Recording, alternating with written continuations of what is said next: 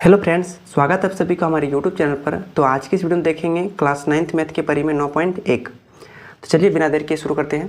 Question में कहा है कि एक ही आधार और एक ही समांतर रेखाओं के बीच स्थित समांतर चतुर्भुज क्षेत्रफल में बराबर होते हैं। क्वेश्चन को समझने के लिए सबसे पहले आपको फिगर ड्रॉ करना पड़ेगा, है ना। एक ही आधार और एक ही समांतर रेखाओं के बीच, देखिए एक ही आधार है और एक ही समांतर रेखाओं के बीच रहेगा, ठीक ना।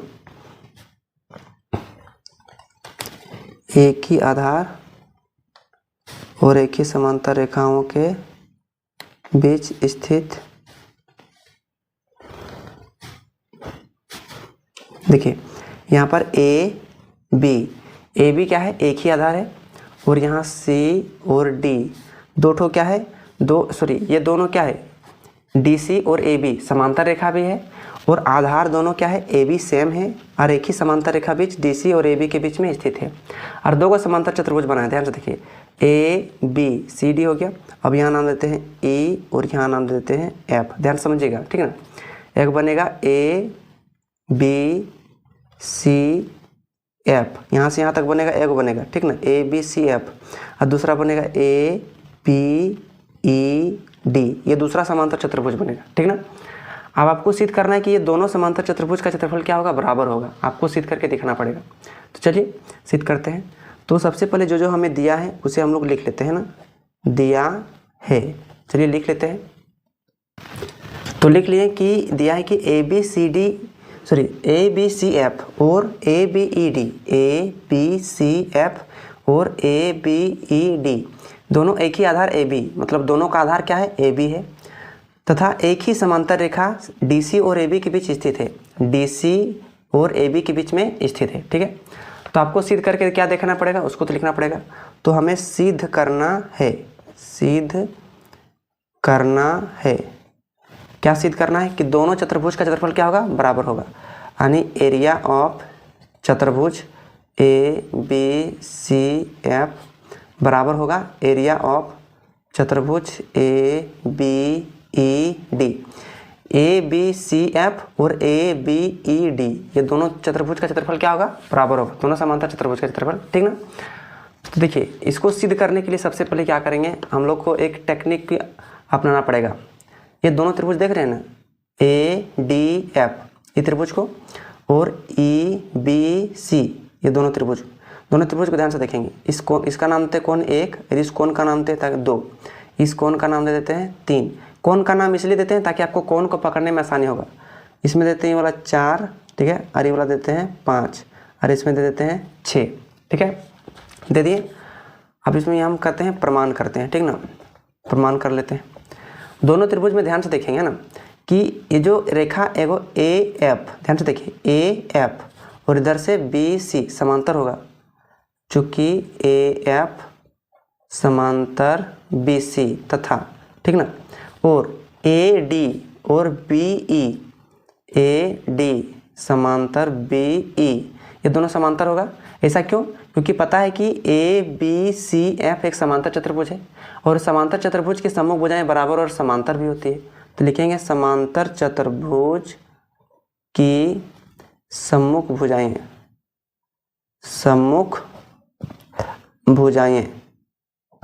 समांतर होती है। ब्रैकेट में आपको कारण देना पड़ेगा, ठीक ना। तो कारण दे दिए। आप देखिए रेखाएं समांतर है तो आपको याद होगा एकांतर कोण बराबर होते हैं। आपको हम समझाते हैं यहाँ पर, देखिए इस प्रकार से दो रेखा समांतर है, ठीक ना। तो ये कोण बराबर हो जाएगा, एकांतर कोण बराबर होता है, और संगत कोण भी बराबर होता है, ठीक ना, और सम्मुख कोण भी बराबर होता है। तो यहाँ संगत कोण बराबर हो जाएगा। तो यहाँ संगत कोण कौन वाला हो जाएगा, देखिए ए एफ, ठीक है, ए एफ और यहाँ पर बी सी देख रहे हैं, तो कोण 2 और कोण 5 बराबर हो जाएगा, कोण 2 बराबर कोण 5।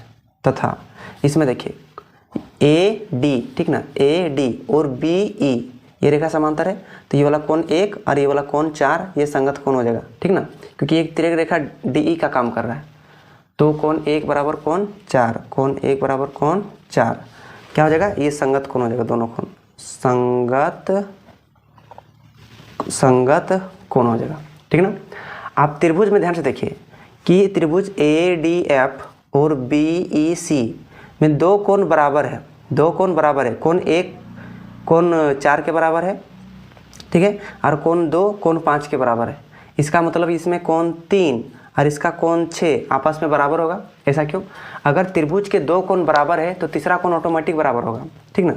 ध्यान से देखिए, यहाँ पर दो त्रिभुज है, दो त्रिभुज है, इसमें कौन है 60 डिग्री, इसका भी है 60 डिग्री, तो इस त्रिभुज का भी है 60 डिग्री और ये कोण भी 60 डिग्री, तो इसमें एक कोण बराबर है, तो तीसरा कोण भी दोनों त्रिभुज में क्या होगा? बराबर ही होगा। अगर दो कोण बराबर है तीसरा कोण ऑटोमेटिक क्या होता है? बराबर होता है।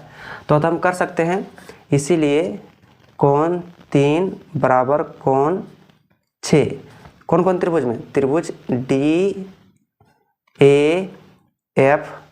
DAF तथा कोण BEC में, ठीक ना। कोण 3 बराबर कोण 6 होगा। क्यों?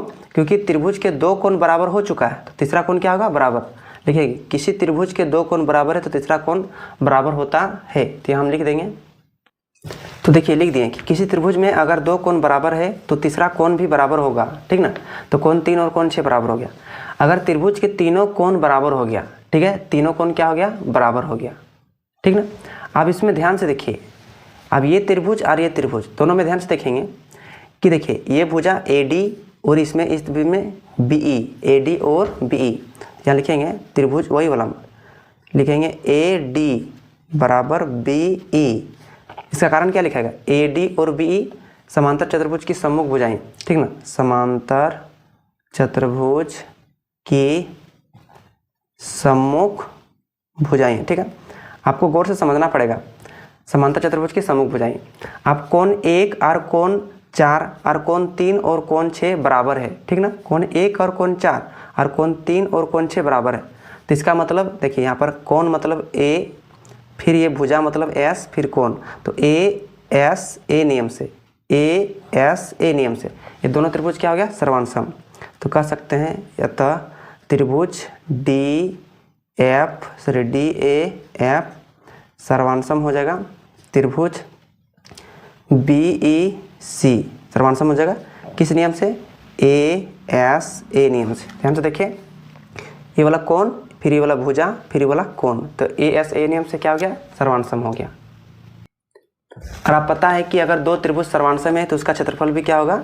बराबर होगा। इसीलिए एरिया ऑफ त्रिभुज DAF बराबर एरिया ऑफ त्रिभुज BEC, ये दोनों त्रिभुज का क्षेत्रफल भी क्या होगा? बराबर होगा।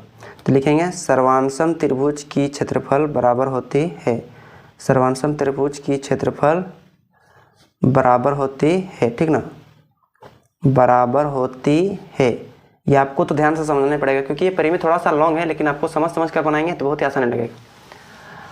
अभी इसको मान लेते हैं हम लोग समीकरण 1 मान लेते हैं। क्या मान लेते हैं? समीकरण 1। अब चलिए, अब हम क्या करते हैं, कोई भी चतुर्भुज को हम दो भागों में बांटकर लिख देते हैं, ठीक ना। तो चलिए हम यहीं पर लिख देते हैं। एक लिखेंगे चतुर्भुज ABCF। देखिए चतुर्भुज एरिया लिखते हैं, चतुर्भुज एरिया ऑफ चतुर्भुज लिखते हैं, चतुर्भुज ABCF। इसको कैसे कैसे लिख सकते हैं हम? ध्यान से देखिए, इसको लिख सकते हैं हम लोग ये वाला प्लस और ये वाला मतलब ABEF। तो इसको तोड़ के लिख देते हैं ABEF, ये वाला प्लस BCE, यानी ये वाला, ये त्रिभुज और ये वाला चतुर्भुज को दोनों को जोड़ेंगे तो बड़ा वाला चतुर्भुज बन जाएगा, जो वाला हम लिखे हैं, ठीक है। तो इसको तोड़ देते हैं, क्या टूटेगा? एरिया ऑफ चतुर्भुज ABEF प्लस एरिया ऑफ त्रिभुज BEC। इसको थोड़ा अलग जगह लिखिएगा ना, समीकरण 1 इसको हम यहाँ पर मान लेते हैं, ठीक है। इसको हम तोड़ के लिख दिए क्योंकि ABCF, क्योंकि ये दोनों को जोड़ेंगे तो ABCF ही आएगा, ठीक ना। यहाँ देखिए ये वाला और ये वाला जोड़ने का तो वही आएगा। अब देखिए त्रिभुज BEC को हम लिख सकते हैं त्रिभुज ADF, चाहे DFA, चाहे DAF, ठीक ना। जिसे हम लोग यहाँ पर लिखे थे DAF, तो इसको हम लिख देते हैं। चलिए यहाँ पर एरिया ऑफ चतुर्भुज ABCF को रहने देते हैं बराबर एरिया ऑफ चतुर्भुज ABEF। अब इसके बदले में लिख देते हैं, देखिए बी ई सी के बदले में हम लोग डी ए एफ लिख सकते हैं क्योंकि दोनों बराबर किए हैं। तो लिख देंगे एरिया ऑफ त्रिभुज डी ए एफ समीकरण 1 से, समीकरण 1 से, क्योंकि समीकरण 1 में ये दोनों बराबर किए थे। अब इसको देखें, एरिया ऑफ चतुर्भुज ए बी सी एफ बराबर एरिया ऑफ, ध्यान से देखिए, ए बी ई एफ और D A F, A B E F यानी ये वाला और डी ए एफ ये वाला, ये दोनों को जोड़ेंगे तो बनाएगा ए बी ई डी, बड़का जबर चतुर्भुज बनेगा। ठीक है, क्या बनेगा? चतुर्भुज ए बी ई डी, ये चतुर्भुज बनेगा। और यही हमको क्या करना था? सिद्ध करके लाना था। ध्यान से देखिए, ए बी ई डी यही सिद्ध करके लाना था। तो यहाँ पर हम क्या कर दिए? सिद्ध करके दिखा दिए, यहाँ लिख दिए, प्रूफ लिख दिए। ठीक है, तो ये आपका 9.1 परिमेय आपका सिद्ध हो गया। आप देखते कि बढ़िया से रिवाइज कीजिएगा 1-2 बार तो सीख जाएंगे। ठीक है, तब तक के लिए धन्यवाद।